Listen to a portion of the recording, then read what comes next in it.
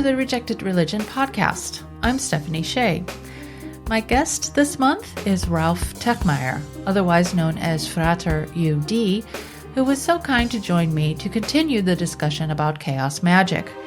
If you recall, I talked with Dr. Christian Greer in episode 19, in the first part of this topic, where we focused on etic or academic views regarding chaos magic.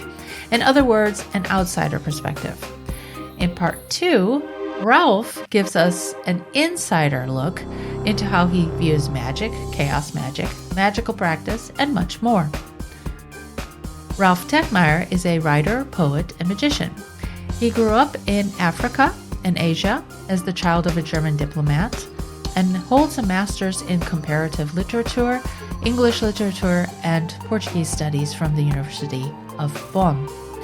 He has many years of experience as a translator and interpreter and is author of more than 40 books, including High Magic, Practical Sigil Magic, and recently, Living Magic, Contemporary Insights and Experiences from Practicing Magicians. He's translated works by Peter Carroll and Aleister Crowley, among others, and his own works have been translated into multiple languages. Ralph is co-founder of the Bonn Workshop for Experimental Magic, as well as co-founder of the IoT, or the Illuminati of Thanateros, an international magical organization that focuses on the practice of chaos magic. He has been involved in occultism in general, and magic in particular, for more than 50 years. In this interview, Ralph shares his own perspectives on many of the topics that Christian and I had discussed in episode 19. He shares his own background in occultism, the state of things in Germany in the 1970s and 80s, as well as the change in perspective with the introduction of the Anglo or British perspective about occultism and chaos magic. He also talks about his viewpoints about the concepts of Gnosis and Shamanism as they relate to chaos magic, how he feels about rationalist thinkers such as Theodor Adorno, and highlights some of his own works. As I was editing the interview, I felt that Ralph gave a very interesting overview of how he, as a practitioner, thinks about magic and how magic works for people who practice it. I hope you enjoy it. Welcome to the podcast, Ralph. Thank you for taking time out of your day to talk with me. I'm happy to be here. Thank you for the invitation. It was my pleasure. I'm very happy to have made contact with you and that you agreed to share your perspectives and your ideas with me today. As the listeners might remember, in part 1 of this topic, Dr. Christian Greer and I talked about chaos magic from an etic perspective. And today, I'd like to continue the discussion, but place the focus on an insider look, as it were, or an Emic perspective. So I'd like to use the first part that I did with Christian as an inspiration for the questions I'll be asking you today, Ralph. Fine. Great. So I'd like to start by asking, how would you explain what magic is in general and what chaos magic is specifically to someone who has no idea what these concepts mean? Well, it's, as you're probably aware, this is a fairly loaded question because Yes. The question of how to define magic has been going on for ages, and you ask 11 experts, you get about a full dozen or beggar's dozen of opinions and definitions. One of the standard definitions is that magic is the art and science of causing changes in the world usually by changes in your consciousness or, states of consciousness or whatever. Personally, I define magic these days as doing the impossible. But in terms of chaos magic, it actually aligns with a more conventional definition, only that it adds a probabilistic aspect to it.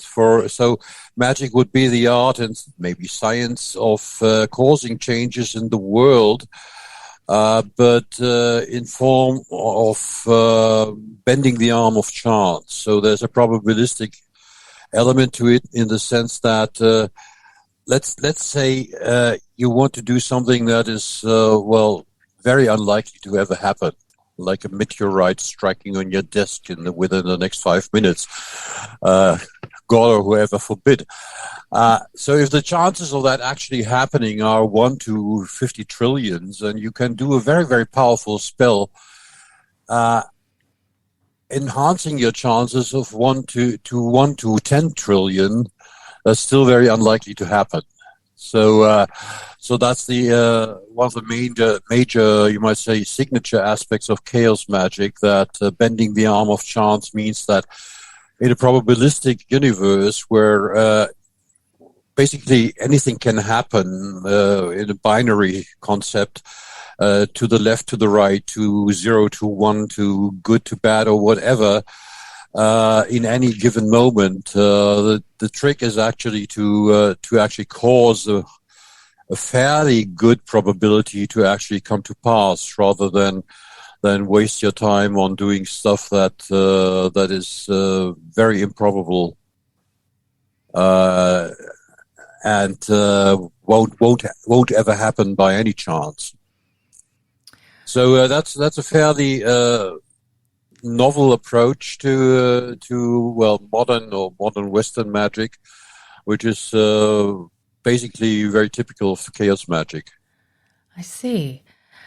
I find all this very interesting because, of course, normally I'm focusing more on the academic side of the discussion. So I'm very, very interested to hear your own personal viewpoints on this as a practitioner.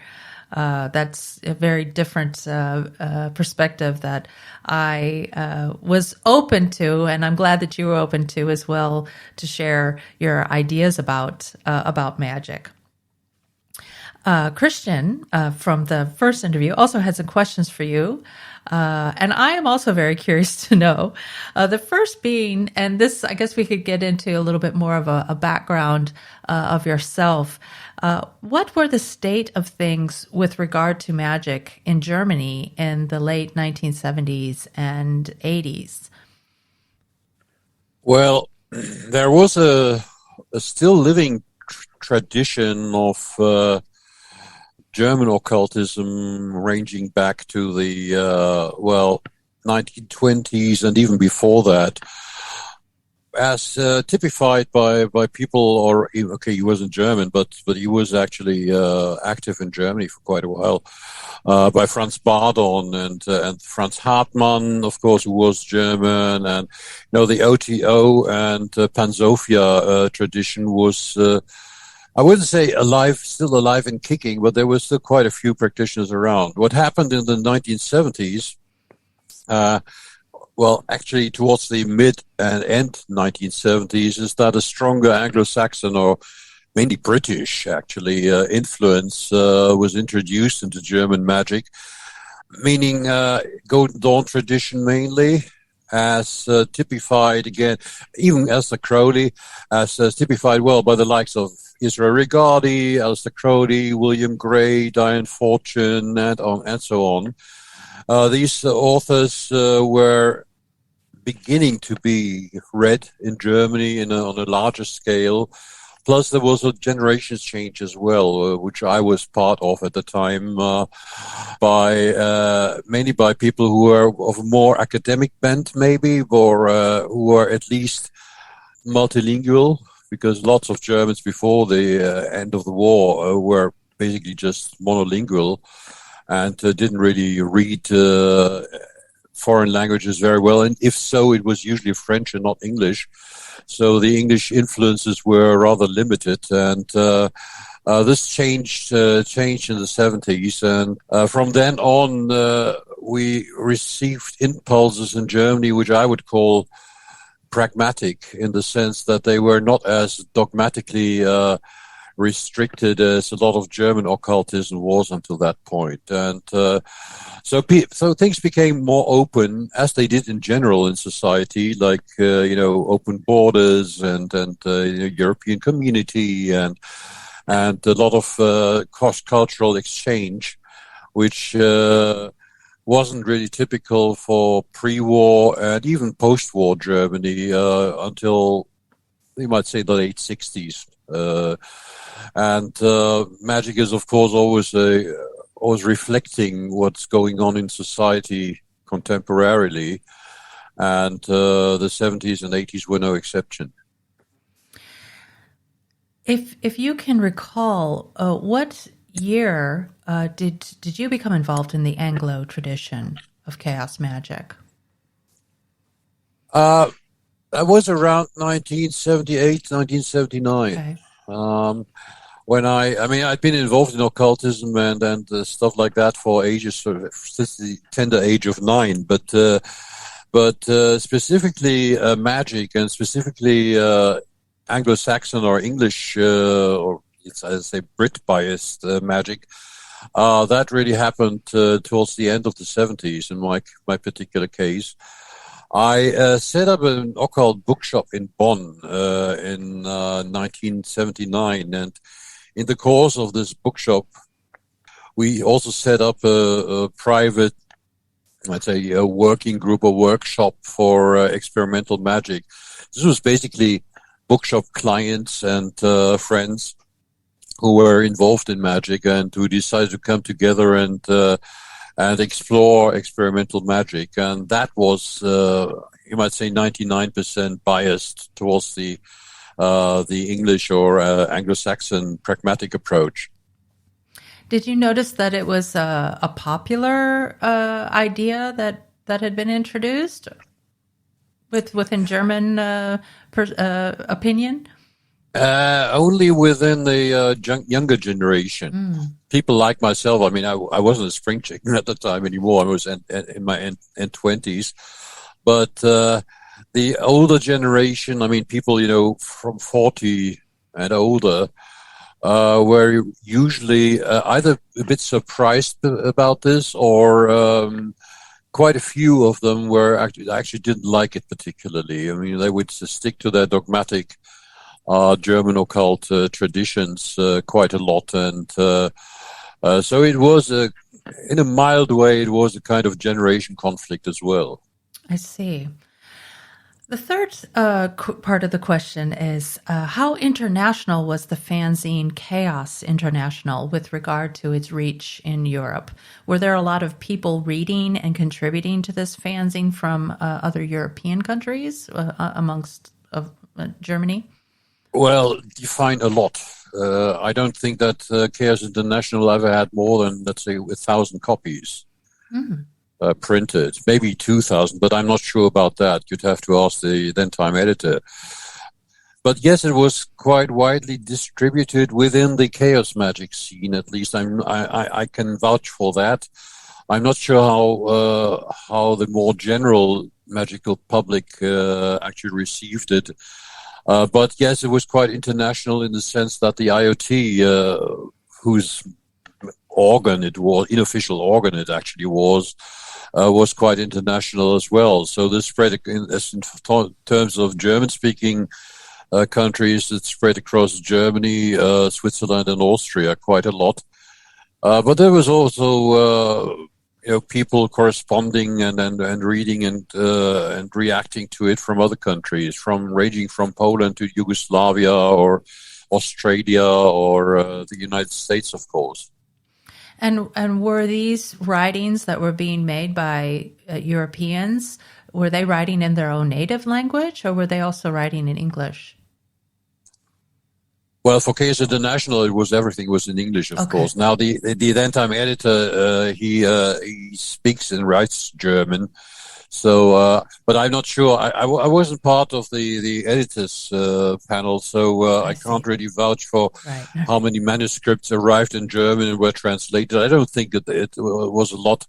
I, for myself, for example, when I did contribute to Chaos International, I would write in English. Even though in general I would publish my stuff in German, but for Chaos International and some other minor, occult magazines and stuff, I would write my stuff in English. And were there also fanzines being made by Europeans, or was this more of an American and British endeavor? No, we actually, when I set up the bookshop in '79 with my partners, one friend of ours who became a member of the experimental magic working group, he actually set up his own magazine with our help. Unicorn, which was a German magazine, which it was quarterly, and it went on for 13 issues. So it wasn't such a short-lived attempt, and it was actually quite well distributed. Again, I think the maximum number of copies ever printed was, I think, 2,000, but generally it was more like 1,000, with about 800 or so being sold. And that was an all German or all German language mag. There were others as well, some short-lived, some more stable, like Thelema from Berlin, which had 10 issues, and so that it wasn't only an American phenomenon. That's certainly, or British for that matter. Though there were more mags of that kind in the UK than there were in Germany or Switzerland and Austria. And did you notice that the opinions differed between the English-speaking audience and the German, mostly German-speaking audience, and how chaos magic was viewed and understood? No, not really. Not really. I think there was it was quite a coming thing. People really latched onto it very fast. I mean, those who did, and I'm not talking about those who hated the guts of it. But when we didn't have a lot of contact with them, there wasn't a lot of conflict either. It was, I wouldn't say an inside affair, but it was fairly huge, and chaos magic being pretty undogmatic, at least initially. There was a lot of leeway for varying opinions and approaches, and and there was no, at least initially, again, there were no real conflicts about, you might say, ideological matters or even technical matters as far as chaos magic was concerned. Understood. Another question I have for you, this was a little bit more, I guess, on a philosophical bent. Theodor Adorno is someone whose work I read during the course of my studies in Western esotericism. And one of the pieces that we had to read was his thesis against occultism, and in which he stated that magic is irrational and therefore dangerous, and that the interest in occultism is a sign of regression of consciousness. And I'm very curious to know what your thoughts are about this type of attitude, and if you see this attitude persisting into the present day in the mainstream. Short and sweet, I think it's bullshit. And Adorno is a very special case in very, very many respects. Let's not get into that. Right. But coming from a German perspective, of course, I have my views on that, even from a leftist perspective. And it's, as they say on Facebook status reports, it's complicated. But regarding that issue that magic is irrational, I mean, that's something even Aleister Crowley addressed very strongly at the turn of the century. Hell, I mean, Adorno wasn't exactly novel in that approach, and yes, it still persists within the so-called rationalist crowd. Yeah. And though it is losing a bit of its acumen, in my view, because let's say esotericism in the wider sense has become a lot more mainstream in the past, let's say 40, 50 years. And so people aren't, as peevish about it as some of them, or most of them used to be, especially the media. I mean, let's face it, we get about 90% of our information on the world we get from media. So how am I supposed to know how whatever some American or Australian philosopher views occultism these days, except if I read some article about it or maybe some papers of his or hers. And but in general, my view is that that yes, esotericism has become a bit more acceptable, and so has magic to some extent. In the 70s, esotericism, and in the 80s especially, esotericism was on the uprise too, but within esotericism, there was a very strong, feeling that magic wasn't the thing to go for. People warning you of karmic consequences, or saying that magic was always the same as so-called black magic or destructive magic and stuff like that. We had to deal with that a lot more than we had with rationalists, because those were really worlds apart. The rationalists, like Adorno, thought they knew everything about it, and they discarded it, and we discarded them or simply ignored them and went for the fun of it instead. I see.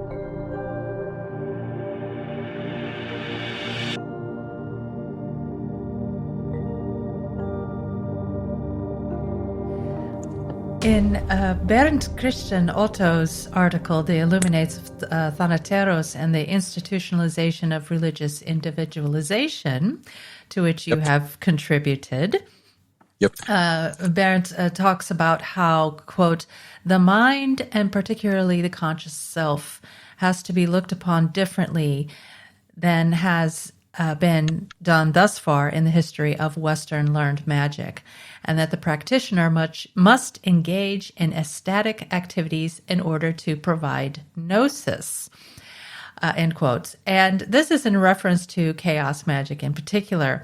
And I find this interesting. I just recently did an interview with a scholar about Gnosticism, and we were talking a lot about the definition of gnosis and the like.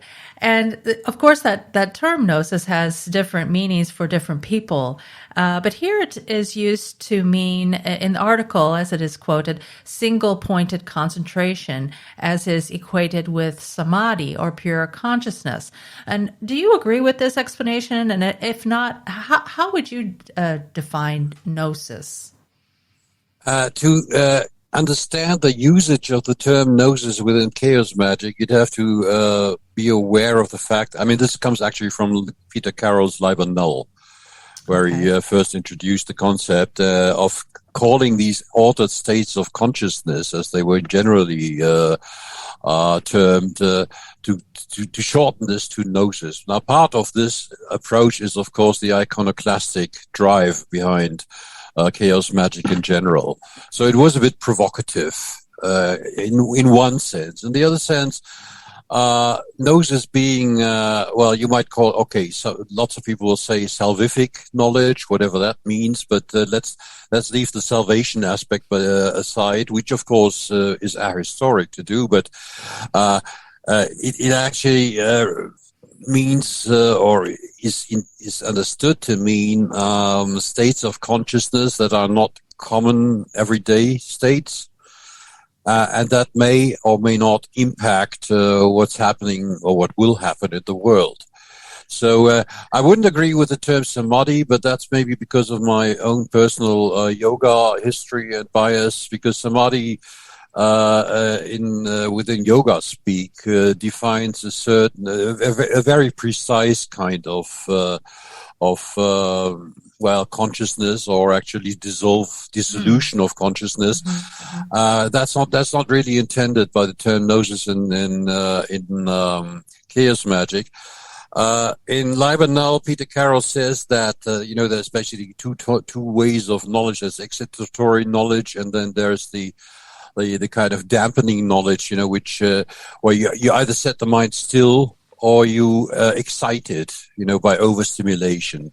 And both forms of gnosis are usable or deployable for magical purposes, and that's basically the end of it. There's little more behind it.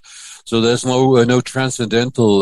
That's important, maybe. There's no transcendental aspects to it, like in samadhi, where you have samadhi and mahasamadhi or nibbana or nirvana in Buddhism, and But the whole point is that the everyday consciousness is regarded as an impediment to actually effecting magic, which is why it has to be basically either overcome or set aside or even paralyzed for a time. Thank you for making that distinction, because I also had a little bit of confusion when I was reading the text in the article about samadhi, because I also understood it to mean something a little bit different than just the single-pointed concentration. So thank you for expanding on that and explaining that a little bit more. In part one with Christian Greer, he noted the importance of shamanism to chaos magic and how this term can also be used to mean different things for different groups. Would you talk about your own viewpoints regarding shamanism and perhaps also how you have used those ideas in your own practice? Oh, sure. I mean, in terms of chaos magic, there was one popular term at the time. It was called freestyle shamanism. So basically, again, chaos magic being iconoclastic as it was initially, and trying to be reductionist as well, and you might even say almost structuralist in its approach. Try to boil down everything within Western and to part Eastern magical traditions to its essence, and that's basically what Michael Harner did, for example, in terms of shamanism, when he presented a shamanism which was, you might say, a shamanism redux. I knew Michael Harner, well, I wouldn't say fairly well, but yeah, we were quite familiar because I acted as an interpreter for his Swiss workshops for a couple of years, and did an interview with him for Unicorn magazine, and had a lot of private discussions with him on the matter as well. And that informed my own practice to some extent as well, as did some other shamans like Don Eduardo Calderón Palomino from Peru, or Alberto Villoldo at the time, whom I happened to interpret as well on seminars. That's how I got to know them. And the essence being not so much the shamans, well, I mean, okay, that's a loaded question as well. I mean, what is shamanism really in an academic sense? I mean, have you got 30 years? Right. But the point, I mean, what I'm saying is that, this tip classical, which Harner also introduced or proposed or propagated, this view of, underworld, middle world, upper world, and stuff like that.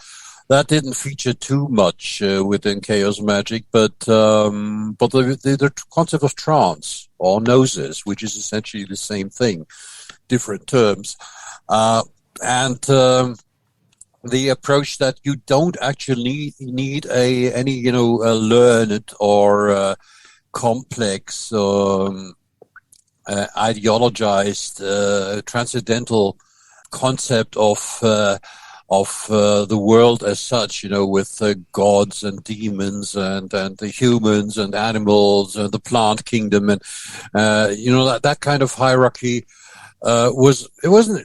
You could say it was rejected by chaos magic in the sense that, and that's actually what drove me to chaos magic as well for a while, because before I have ever read Liber Null, I had to come up with a concept of what I termed pragmatic magic. Now, I didn't invent pragmatic magic. I invented the term, or right, maybe, but pragmatic magic as opposed to dogmatic magic. This was a reaction, basically an Anglo-sized reaction towards German occultism with all its dogmatic tenets.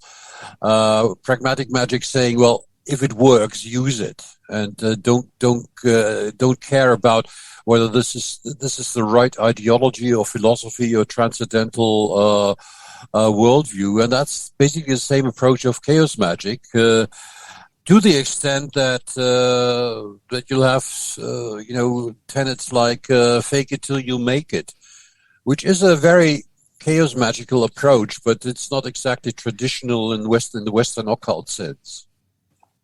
So that's why within chaos magic to this day you'll find people actually doing invocations of Marvel superheroes, or invented entities, like from the Lovecraftian cosmos and stuff, fully aware that these are fictional characters, but basically using them for magical purposes, for invocation or evocation or whatever.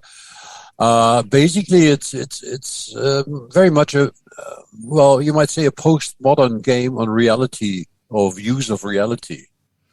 And that, of course, is a break with the previous conventional tradition within the Western context, and the Eastern as well, to a large extent. Even though what a lot of people don't realize, that chaos magic in its essence is actually Buddhist. Interesting. Can you expand on that? Yeah, well, Buddhist, I would say, in the Vajrayana sense of the word, in that the Tibetan view of personality, like you'll find in the Bardos and the Tibetan Book of the Dead and so on, that is actually being adopted. In it, let's say, there is no such thing as a soul. That's the anatta principle of Buddhism in general. I mean, it's like Gurdjieff actually said that before, didn't he? We don't have a soul. If you want a bloody soul, you'll have to work for it, build it. Mm-hmm. And that is essentially a Buddhist take as well. It's certainly not Christian. It's certainly not Greek or pagan Greek or Roman. And that is actually a very Buddhist concept. That the personality is actually an illusionary concept. Mm. There is no such thing as an essence of your personality, which, of course, on the other hand, means that you can create anything you like and be it, or you can be anybody or anything, and you can switch it at a moment's notice. And that is actually what chaos magical practice is all about. Like using a dice, parts the Dice Man novel. Yeah. Using a dice to decide on what to believe for the next week. Being a Christian or a Muslim or a Buddhist or an atheist or whatever, and actually doing that fully for that week or whatever you specify in advance, and then switching back or switching to some other approach. This is based on also Oswald Spare's belief that beliefs are just tools, instruments. So, like Ramsey Dukes put it once, that a magician will choose his beliefs, like a surgeon will choose his instruments, his or hers, whatever. Right, I see. And is that then an exercise for the magician to learn about different possibilities, different aspects of the person, I don't know if I'm using the right terms, but if there's no personality, is then there a self? No, not in chaos magic, there isn't. But of course there is something which you tend to ascribe to a self. That's your socialization. That's your genes. That's how you were brought up. That's how you were educated. That's your life experience and stuff like that. Basically, just the same as in Buddhism. Well, they say, well, yeah, but this is, in what they call Hinduism, which of course, as we know, is a colonial term, and it's very problematic, even though it's used very much a lot in India these days still. But let's say Vedic religions and philosophies, you'll have the Atman concept. And of course, Buddha's revolution, or what they later on termed the Buddhist revolution, was this ni Atman or anatta in Pali, saying there is no such thing as an Atman, there is no such thing as a soul. And if you take reincarnation, which Buddhists usually adopt as a view, then it's not the Atman which is reincarnated, it's your karma. Right. And that's an entirely different story from the Christian, or you might say Greek concept of a soul, which is kind of your eternal essence, which you actually have in antique Gnosticism as well as a concept. This divine spark. Right. This is an essentialist view of things, and that's certainly not the chaos magical one. So would it be more in line with the idea of an avatar?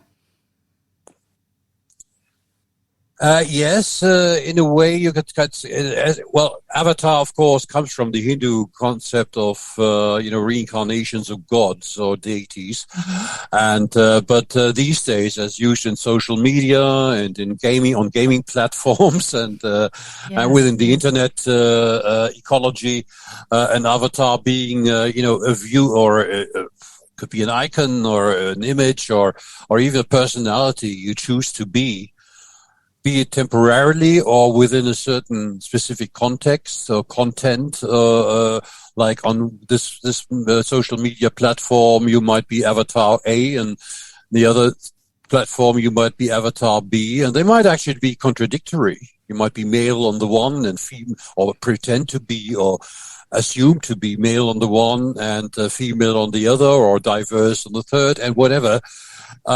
In that sense, yes, the term avatar is probably pretty precise. And I kind of got off track with my original question about the whole point of the exercise of taking a different approach for each day. Is that I guess, just to be very very simply asking, is that supposed to teach the magician something about magic or about their? Yes. It's supposed to teach the magician that this may sound trite, but that it depends. It depends on whatever tenets and assumptions and specific forms of action and of belief you adopt. And of course, if you do this as an exercise, like say you choose to use your dice and define that for the next 3 months, you're going to roll a dice every week to decide what to believe the following week.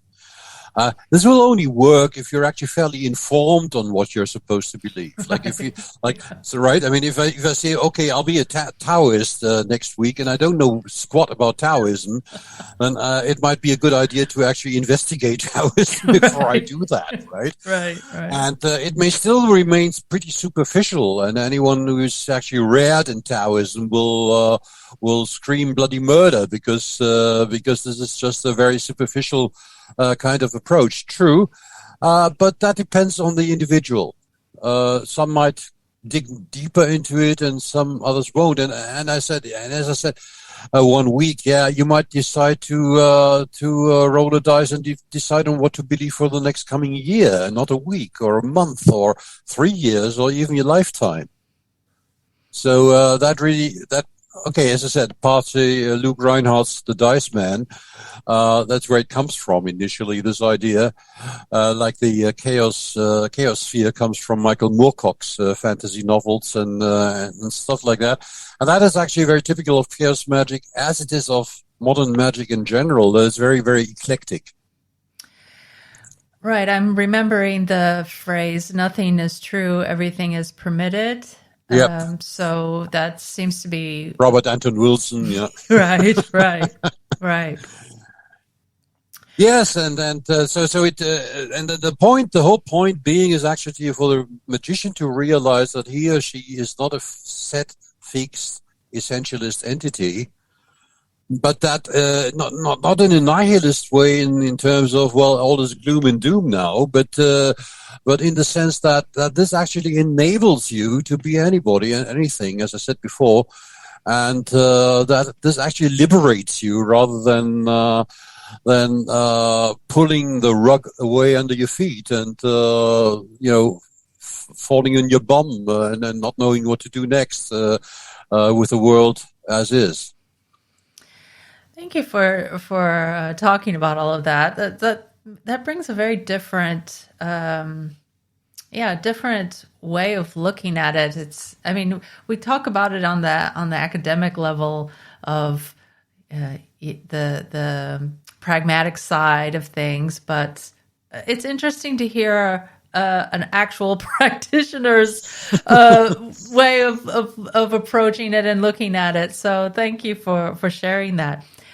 You have been quite prolific in your own writing about magic, and mostly in German, as you said, but you do write in English. What would you recommend people read if they're interested to know more about chaos magic of your own writings? And where can they find that in English if they don't speak or write or read German? I wouldn't. I have never written a set book on chaos magic. There's some articles, but those are you can find some of them on the internet, and others, well, in some as you call them, fanzines or magical magazines or whatever.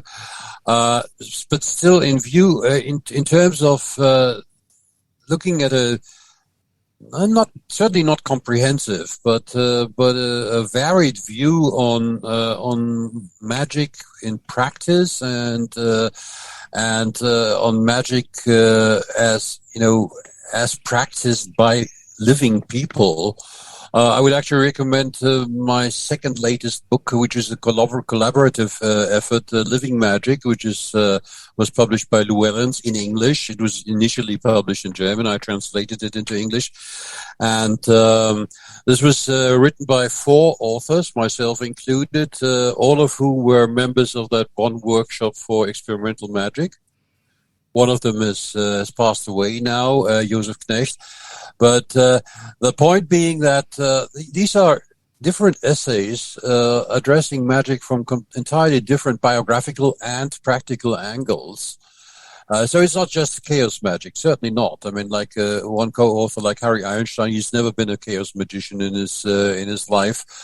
But he's a modern and he's a living magician and a very prolific one at that. And I'd say that gives a pretty good insight into. It's a fairly recent book. It was written 2.5 years ago, and it's not a how-to book, so it doesn't give on at least not a lot. I mean, there's some stuff in there with practical explanations and recommendations on how to go about some things. One aspect there, my own models of magic, is explained there in a practical manner as well, and that is actually a fairly chaos magical approach. Viewing things from different angles. Like if you adopt a spirit approach, then you will work with invoke or evoke spirits and so on. If you use a psychological approach, you'll be using something like sigil magic, maybe, or affirmations and suggestions. If you use the energy approach, you'll be working with prana or chi or whatever.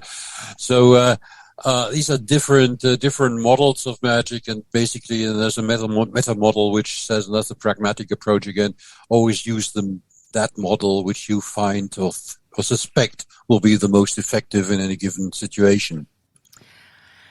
Right. I did read your models of magic to prepare a little bit ahead of time, and I found that to be very informative. And I liked the way you broke it down into different models, and that's why you call it that. Thank you for that, and it's actually been my most plagiarized piece. I mean, lots of people have adopted this approach usually without giving credit, but never mind. It's not. I'm not talking about this as a victim of pirate copies or stuff like that. Yeah, it's been fairly influential. Yes. From a pragmatic point of view, I think it's to this day. I think it's fairly useful. Yes, I would agree. I will be certain to include links to that text in my program notes. I just wanted to ask you again, what was the name of the book that you collaborated on, that you were living? The full title is Living Magic: Contemporary Insights and Experiences from Practicing Magicians. Okay. And the authors, as I said, it's a collaborative effort. It was 4 authors. It says Frater UD, so that's yours truly, then Axel Büdenbender, Harry Einstein, and Josef Knecht. But you can find it under Living Magic. It was published by Llewellyn's. Llewellyn, okay. I will include that too. Yeah. in the program notes, so people can search for that if they are so inclined. And it's available as an ebook as well, which has to Okay. be said these days. Of course, there's lots of people prefer it on Kindle or whatever ebook reader Right. they may fancy. Okay. Do you have a social media or a website that people can visit? And are you open to people contacting you with questions? I don't have a website focusing on magic. People can contact me on Facebook. My Facebook, I don't have a page on Facebook, but my Facebook stream is a mix of partially occult topics, partially other stuff, political as well. I'm still involved to a little extent in the search engine optimization industry. So my stream actually reflects that a bit, but and if people have questions or so, they're free to contact me on Facebook. You can find me under the name Phantom Master on Facebook, or Ralph Tegtmeier. Phantom Master, that's F-A-N-T-O and Master in one word. Okay, wonderful. I will include that information as well. So if anyone is wondering about something and would like to ask you some questions, then they can find you on Facebook. All I beg for is a bit of patience, because I have a lot on my hands, and plus a daytime job, and so it may take a while until I actually respond. Understood. Well, Ralph, I am very appreciative to have had this discussion with you about the topic of magic and chaos magic, and I hope the listeners find it interesting too, to hear perspectives and experiences that expand our understanding on these topics. So thank you so much for sharing these very interesting viewpoints with me today. Well, and thank you for having me. It was a lot of fun, and anytime again. Wonderful. My thanks again to Ralph for making time to talk with me. I hope you found this discussion an interesting one. I personally found the discussion with Ralph very useful, as he provided insights that I, as an academic outsider, would not necessarily know about. In my opinion, this is a great thing, as it makes for a much more complete picture of the topics that I'd like to bring to you. This was on the shorter side, but if you're interested in more in-depth or specific discussions about particular topics, let me know, as I'm happy to ask Ralph back if there is enough interest. Also, I am open to talking with other contemporary magicians who would like to add their own perspectives to the conversation. I'd like to add a little clarification here as well. While I am aware that there might be personal disagreements between practitioners or tensions between people involved in the chaos magic community or the larger magic community in general, it is only my intention to engage in respectful discussions on this platform, and I appreciate everyone's goodwill in this matter. Please check out the program notes for a selected bibliography that Ralph was so kind to provide, plus some links to some academic articles and some online reference materials.